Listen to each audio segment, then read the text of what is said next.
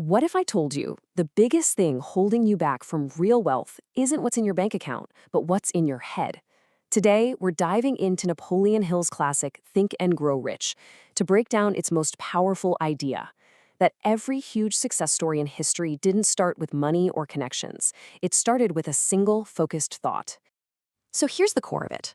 Hill says your thoughts aren't just these little passive daydreams floating around in your head. No. He argues they are actual, tangible forces. And when you take a thought and you mixed it with a crystal clear purpose, some real persistence, and a white-hot burning desire, well, that's when it starts to literally change the world around you. And look, this isn't just some nice motivational poster quote. He got this idea after studying, get this, over 500 of the wealthiest, most powerful people of his time. Okay, so that's the million-dollar question, isn't it? How does a simple idea in your mind turn into something real, something massive? I know, it sounds a little bit like magic. But Hill doesn't just leave us hanging with the theory. He gives us real stories, starting with a guy who had absolutely nothing except one single, incredibly stubborn idea. Let's kick things off with our first story, the story of Edwin C. Barnes. Now, this guy had a goal that was so audacious, so out there, most people would have just laughed him out of the room. He wanted to become the business partner of the world's greatest inventor, Thomas Edison. His story? It's basically a masterclass in how to think your way to the very top. So check out the difference between what Barnes wanted and what he actually had. On one hand, his goal, partner up with Thomas Edison. And not just work for him, but work with him. And on the other hand, his reality, the man was broke. I mean, so broke he couldn't even buy a train ticket to go meet him. Now, for almost everyone else, this is where the story's over. But for Barnes, not even close. So how does he even get there? He hops a freight train, of all things, and just shows up at Edison's laboratory.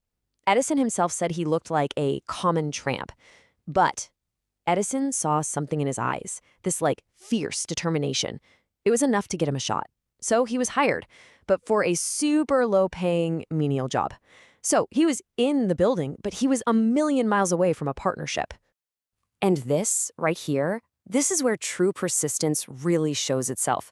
For 5 years, think about that, 5 years, Barnes did grunt work. To everybody else, he was just another guy in the factory. But here's the key. In his own mind, he was already Edison's partner.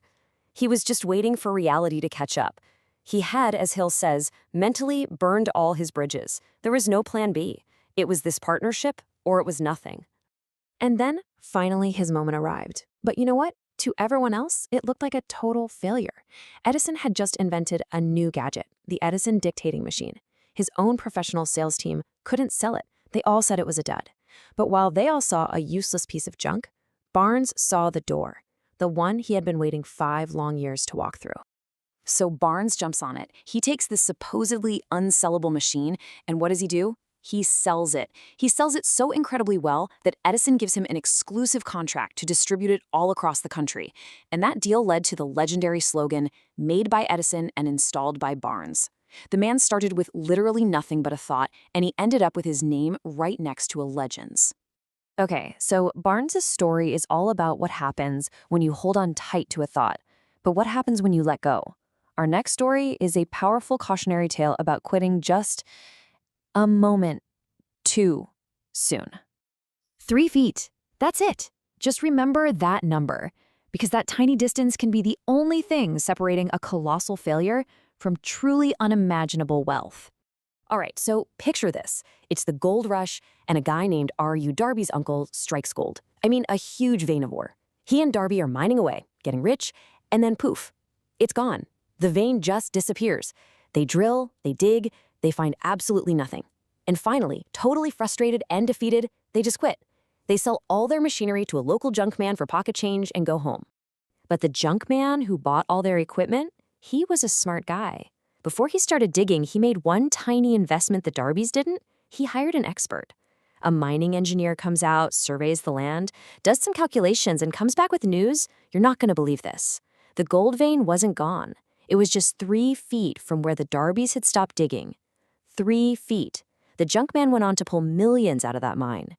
You know, Hill has this great way of looking at failure. He basically calls it a trickster, a con artist. It has this cruel sense of humor, and it just loves to trip you up right when you're at the 1-yard line, right before you hit the jackpot.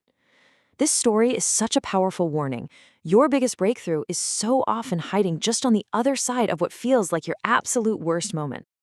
So, what does that kind of unstoppable persistence actually look like in the real world? Well, Hill tells one more quick story, this time about a little girl and 50 cents, and it just perfectly captures the whole idea. So, get this. R.U. Darby, the same guy from the gold mine story, is at his uncle's mill one day, and he sees this tiny little girl standing her ground, facing down his big, tough uncle, and she's just screaming over and over, "My mammy's gotta have that 50 cents." The sheer force of her will, that absolute, definite purpose, it was so powerful that his uncle, who is this really intimidating guy, was just stunned. He just handed her the money. For Darby, that was a light bulb moment. It changed everything. He never forgot the raw power of that little kid's determination. So he took that lesson, that 50-cent intensity, into his new career in insurance. He realized that a no from a customer is only a no if you accept it. He learned to go after his goals with that same fire, and it made him one of the most successful salesmen in the entire country. Okay, so these are some great stories, right? But what does this all mean for you, for us, right here, right now? Well, Hill isn't just telling old tales. He's using them to build towards a huge, universal principle about the incredible power you hold over your own life.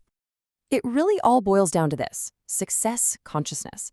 Hill says success isn't an accident. It's drawn to people who develop this mindset, a mindset that expects and demands success. And on the flip side, failure finds people who just passively accept a failure consciousness. It's almost like your mind becomes a magnet and it just starts pulling in the very things that match your most dominant thoughts. And this all leads to one of the most powerful and empowering lines from the entire book. He says, "You are the master of your fate, the captain of your soul." And why? Why do you have all that power? For one very simple reason: because you, and only you, have the power to control your thoughts. And so, that brings us to the final question, and this one is for you.